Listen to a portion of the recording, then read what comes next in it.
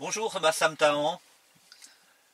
Bonsoir, plutôt Tom, Oui, d'Éveil Français TV. merci.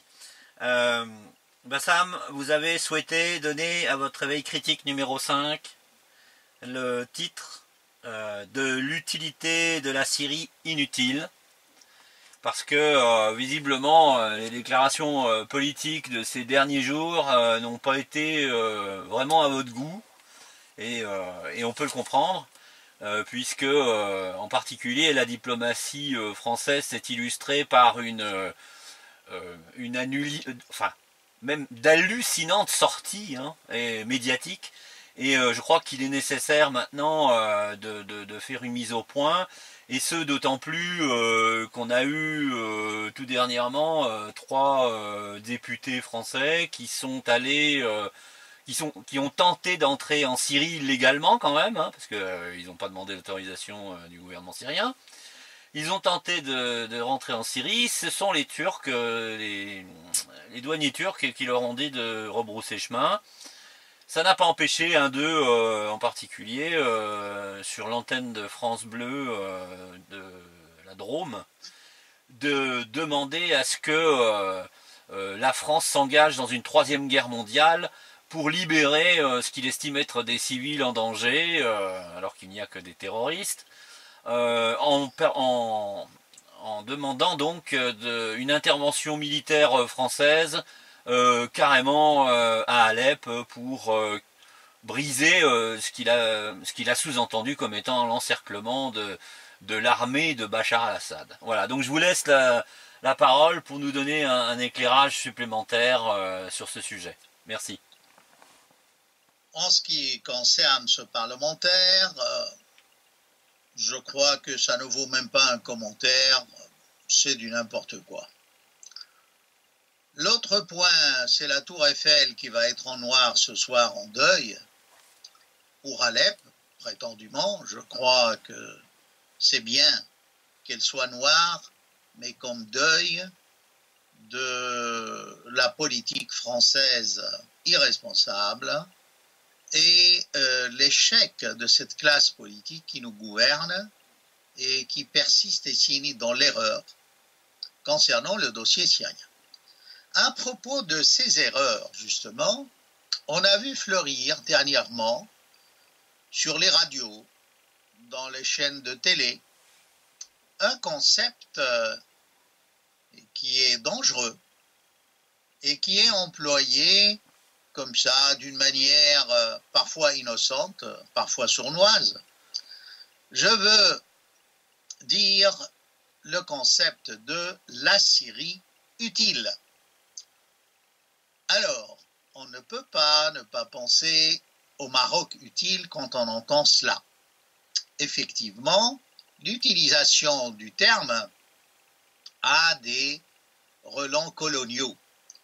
Ça remonte à l'époque où la France était au Maroc et il s'agissait de savoir quoi garder de ce Maroc, estimant que c'était utile, le reste ne l'étant pas. Voilà. Je ne vais pas m'étendre sur le Maroc utile ou inutile, ce n'est pas le sujet de notre débat, mais on ne peut pas ne pas y penser, car quand je dis colonial, en fait, tous ces journalistes, faux spécialistes de la géopolitique qu'on entend un peu partout, répètent comme des perroquets, parfois, même souvent, des termes qu'ils ne maîtrisent pas et qu'ils utilisent parce qu'à un moment donné, quelqu'un a lancé cela et ils reprennent ça d'une manière un peu irresponsable et erronée qui prouve qu'ils ne comprennent pas de quoi ils parlent. Parce que dire la Syrie utile, c'est participer au projet de l'éclatement de la Syrie, du non-respect de ses frontières reconnues aux Nations Unies Je vais m'expliquer. Alors, on nous dit, Assad cherche la Syrie utile. D'abord, Assad n'a jamais dit qu'il s'arrêterait à la libération d'Alep. Hein? Au contraire, oui, il y a des déclarations très claires, même parfois assez carrées et lapidaires, que lui irait jusqu'à la libération totale de son territoire national. En effet, oui. Et alors pourquoi on parle de cette Syrie utile, si vous voulez?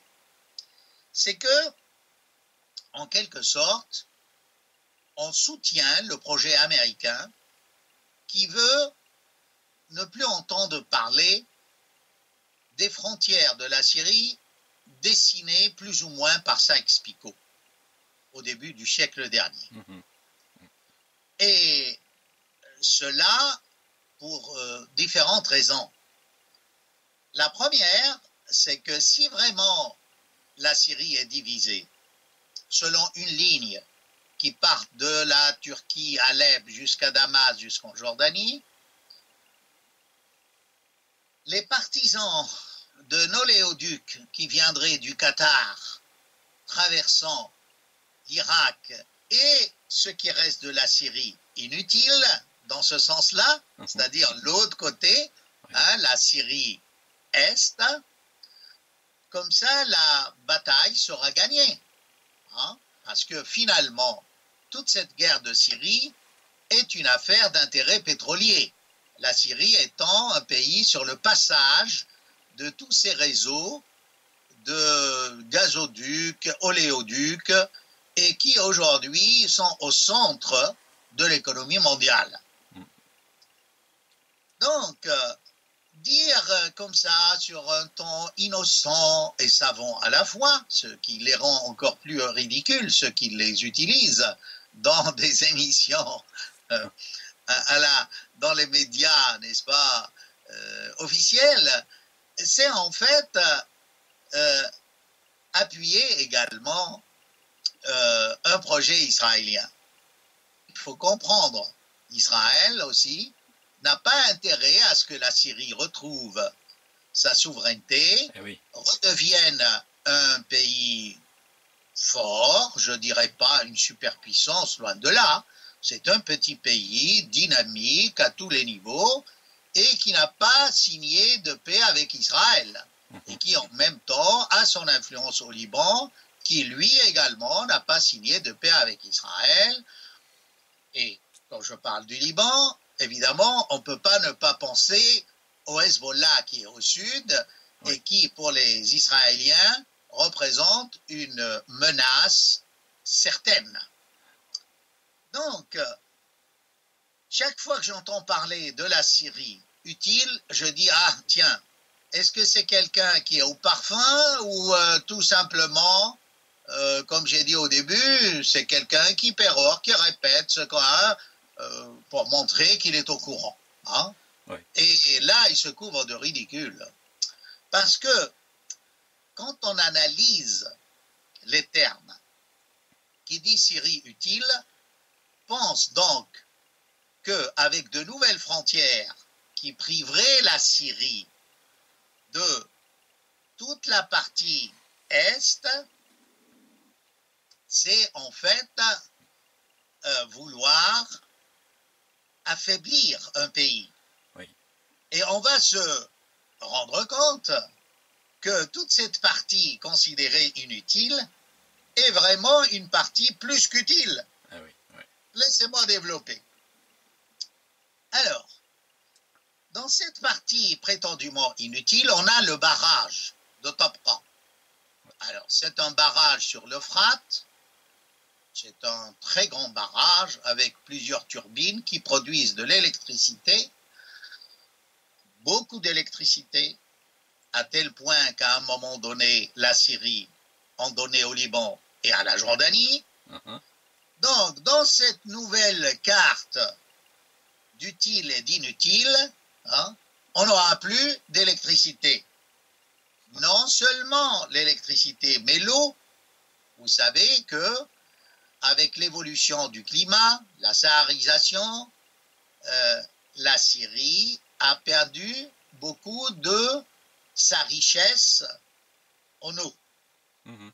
On a de moins en moins de rivières, de moins en moins de sources, et actuellement, l'eau de l'Euphrate, c'est cette eau qui donne à boire à toute la ville d'Alep. Et toute la Alep et sa banlieue, ça représentait jusqu'à un certain temps 10 millions de personnes.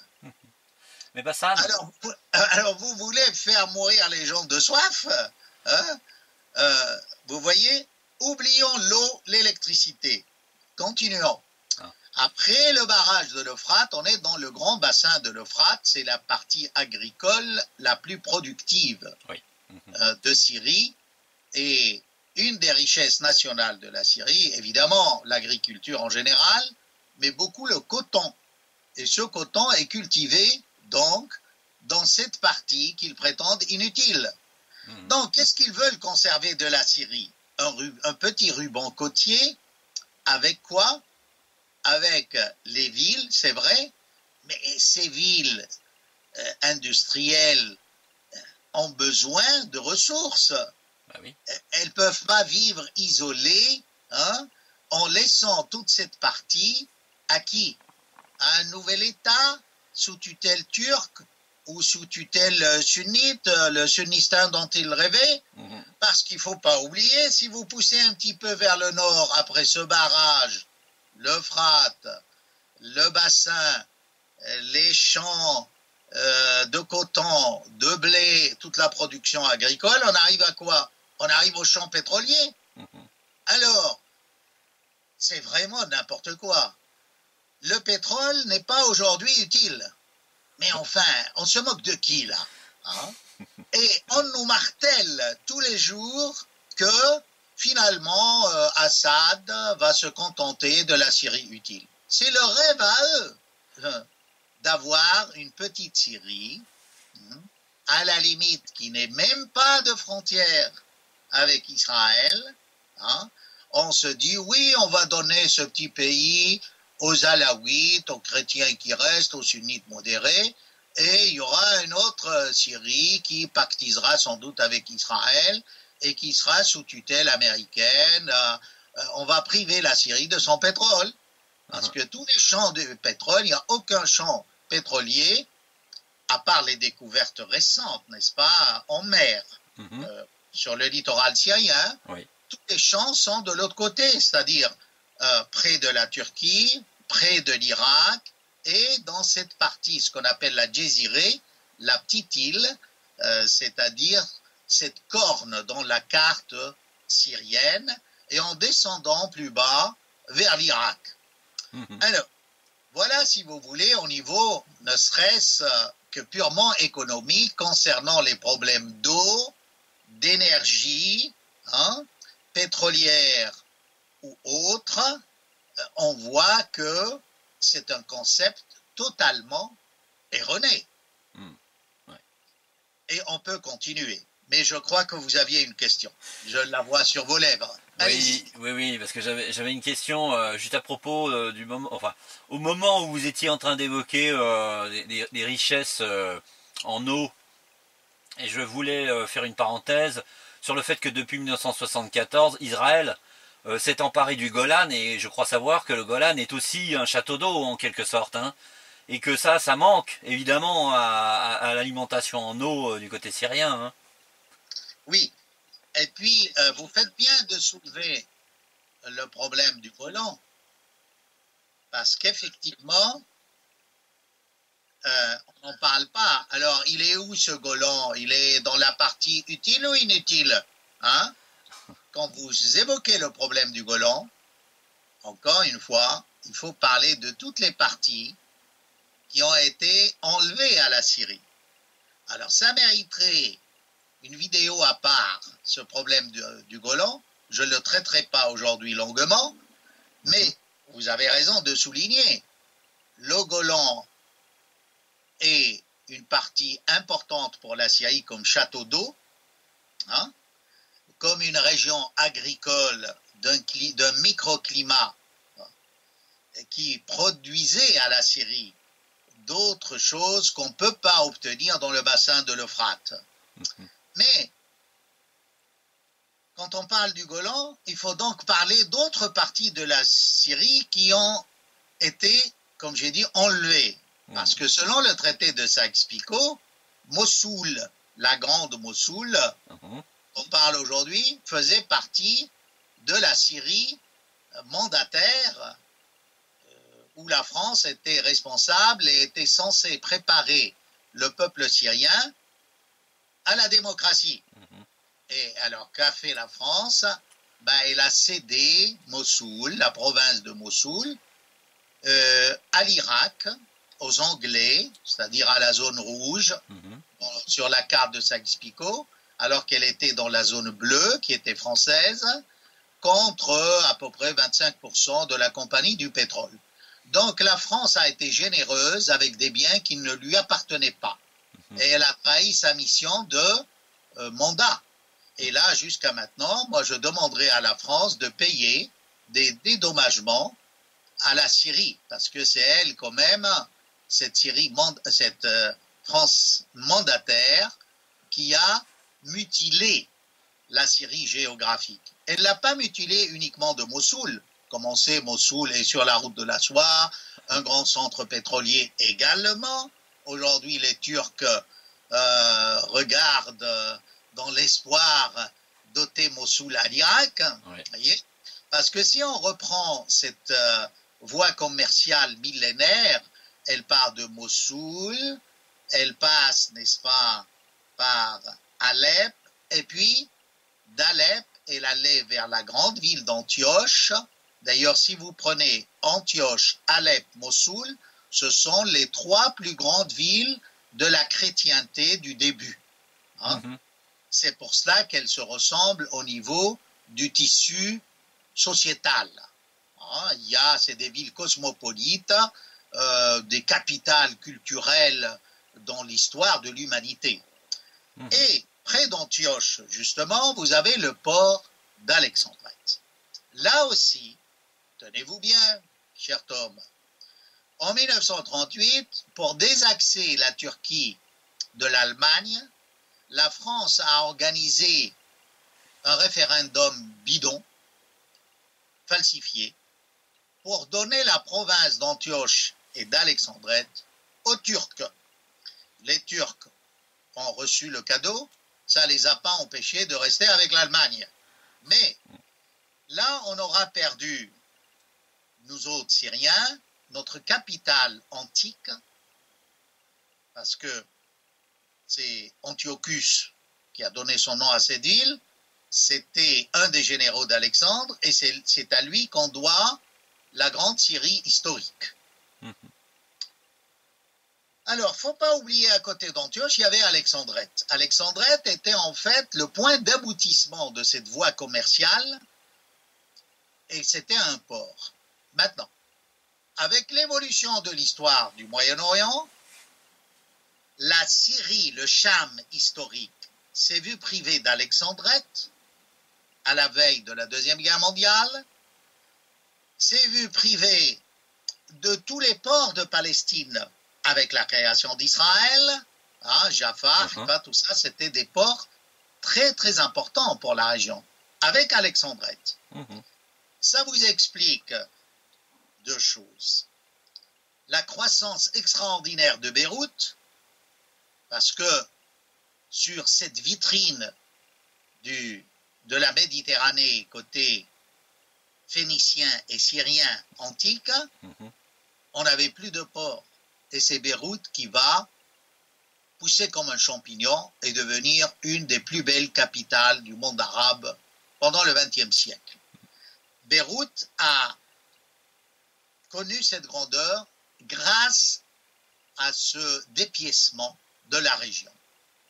Et en même temps, la Syrie, après l'indépendance du Liban, se trouvant privée de ports, il y a eu le grand projet de deux ports, Latakia et Tartous, dont on parle aujourd'hui.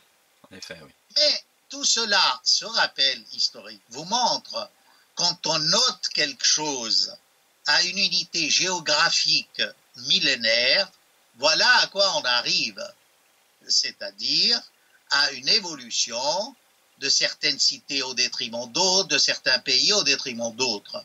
Et là, encore une fois, c'est la France qui a cherché à affaiblir ce futur pays qu'allait devenir la Syrie dans les frontières actuelles, le privant, évidemment, de cette union qui existait entre le Liban et la Syrie, le privant de la province d'Antioche, de la province de Mossoul, et non seulement tout cela, tout le ruban frontalier avec la Turquie, cette frontière actuelle, a été déplacé par 3 fois pour donner aux Turcs toutes les villes chrétiennes, arméniennes, musulmanes, minoritaires, syriaques à la Turquie. C'est-à-dire priver encore la Syrie d'autres petites villes puissantes comme Entebbe, comme Kilis, comme Urfa, la vieille capitale des Syriaques, d'où est partie, n'est-ce pas, la philosophie.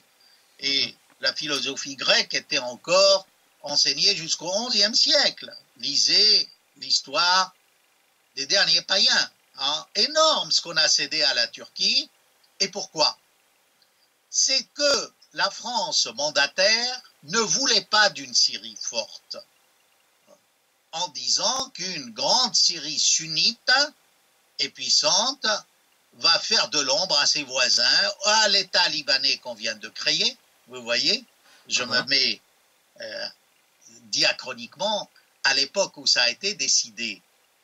Et voilà, c'est que la France et l'Occident a toujours cherché à affaiblir la Syrie en lui ôtant des régions qu'on disait inutiles, mais en fait qui étaient plus qu'utiles.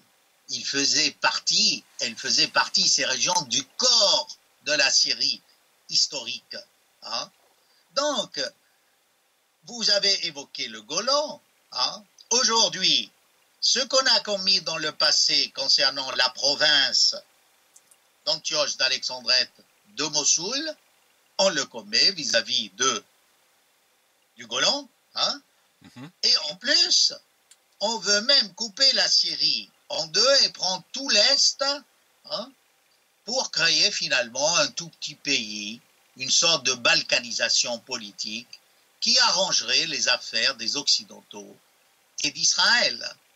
Et personnellement, je crois qu'il y a des gens justes en Israël et ils n'admettraient jamais cela. Et je suis tout espoir que la gauche israélienne reprenne le pouvoir en Israël et signe un accord de paix global avec la Syrie et qui respecterait l'intérêt des deux pays. Voilà, mais je vois que vous avez encore une autre question. Donc, allez-y, je vous en prie. Ah oui, parce que vous pouvez effectivement légitimement souhaiter qu'un autre parti politique dirige Israël, l'État sioniste, pour que la donne change radicalement dans la région. Est-ce que dans cet accord, vous mettez obligatoirement la restitution du Golan comme une condition sine qua non à la réussite de cet accord? Oui, j'ai dit que je ne traiterai pas du Golan, mais je vais continuer un peu pour passer à autre chose. Non, quand vous évoquez le Golan, bien sûr, le Golan doit être restitué à la Syrie. Et là, je rappelle qu'il y a eu même une audite par les rabbins d'Israël, il y a de ça déjà pas mal de temps, peut-être 2 décennies. On a répondu au gouvernement que le Golan ne faisait pas partie d'Israël historique, entre guillemets. Quand bien même, on a trouvé des synagogues dans le Golan.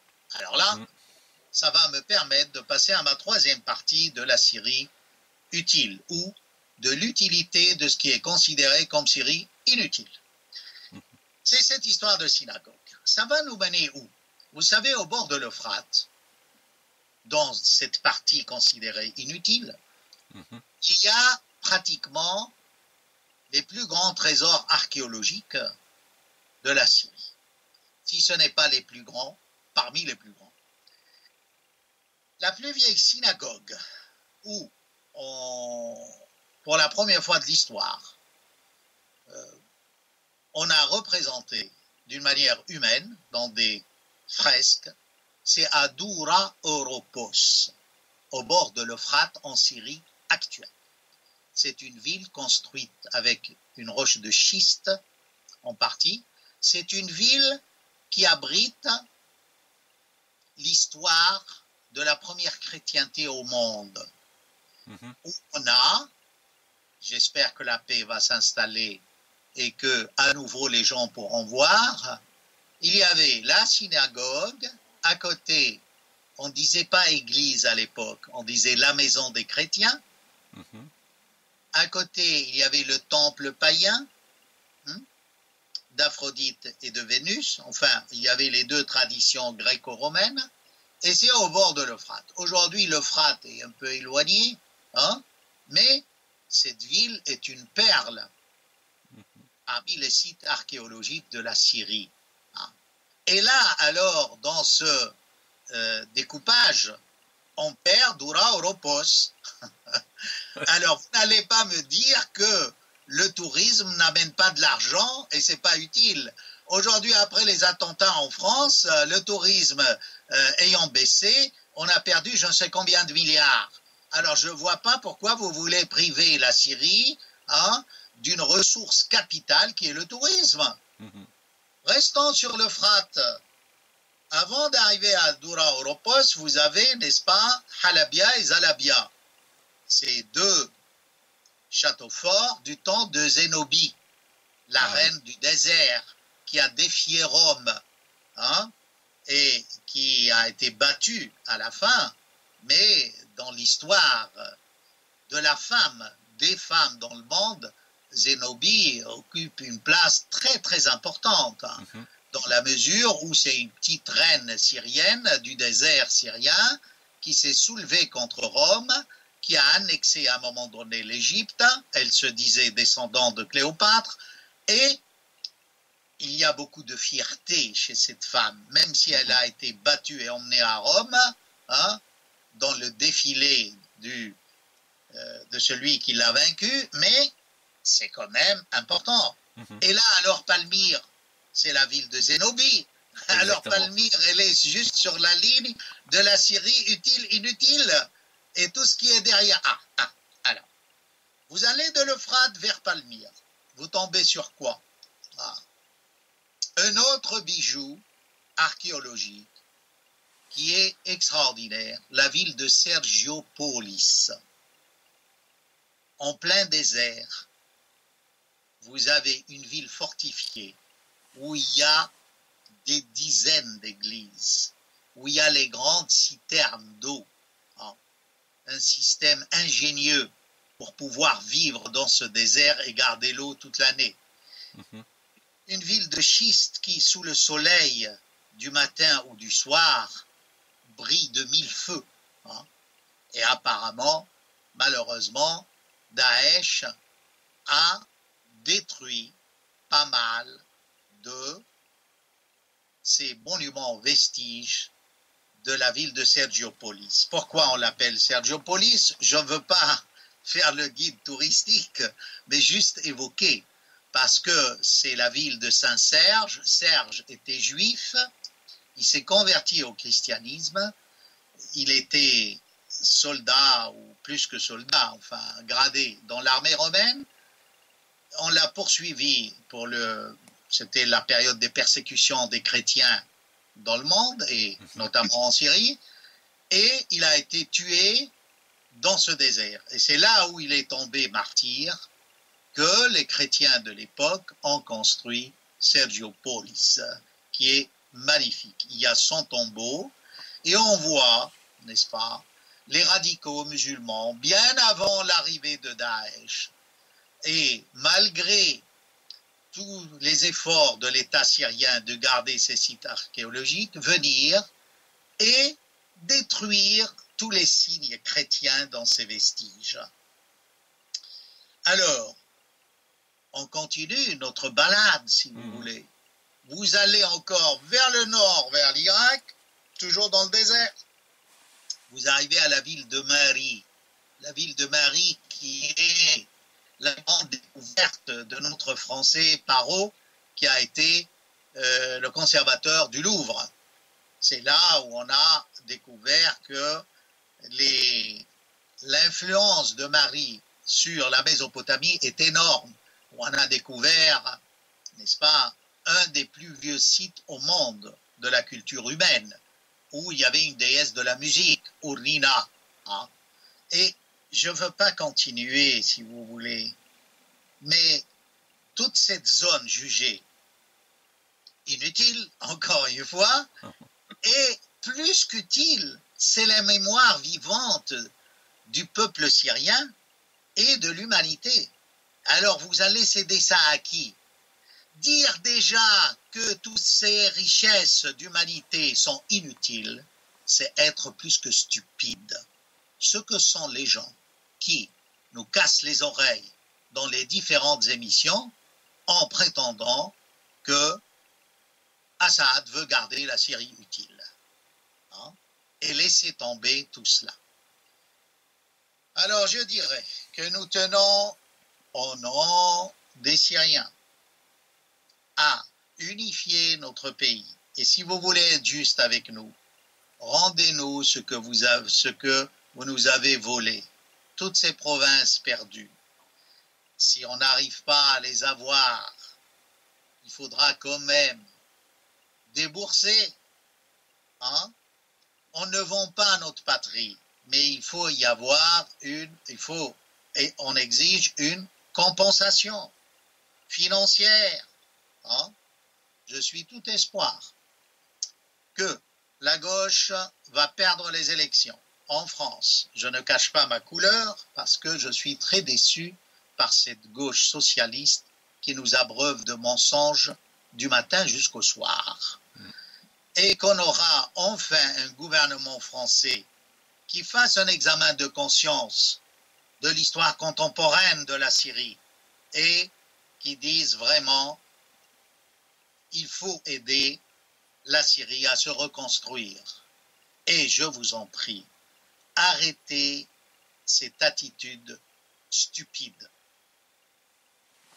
d'utiliser ce concept colonial d'utile et d'inutile.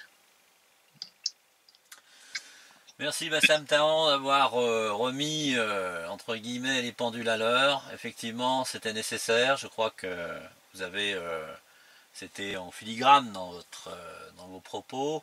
Vous avez bien mis en évidence que depuis des décennies, en fait, la France a toujours voulu détruire quelque part la solidité de la Syrie, ses racines, et la destruction des... Le fait que la France soutienne une part non négligeable des terroristes qui détruisent les richesses archéologiques en est encore une autre preuve. Une preuve de l'ingérence française et de sa tentative de museler, de détruire la Syrie pour l'empêcher de devenir ce qu'elle était déjà il y a très très longtemps, comme vous l'avez bien signalé, hein, c'est-à-dire un grand pays avec une culture très très très ancienne et qui est promis à un avenir brillant, si tant est qu'on lui fiche la paix quelques décennies. C'est vrai, et je dirais, vous savez, tel le phénix, le peuple syrien renaîtra de ses cendres et redeviendra ce qu'il a toujours été, un peuple actif, dynamique, qui a donné à l'humanité l'écriture, à Ougarit, n'est-ce pas, ce site sur la côte, qui a donné tant et tant de choses au niveau artistique. Je terminerai que vous savez, les plus vieilles traces de la première fois où on a fabriqué la bière, c'est bien en Syrie. Parce que les premiers champs céréaliers, c'était dans le bassin de l'Euphrate. On a des preuves que d'abord les vieux Syriens anciens moissonnaient des céréales sauvages et que le premier grain de blé ou de céréales a été semé soit dans la Beka au Liban aujourd'hui ou dans la vallée de l'Euphrate. Et on a au musée d'Alep, qui a été détruit en grande partie par les amis de Fabius, Ouais.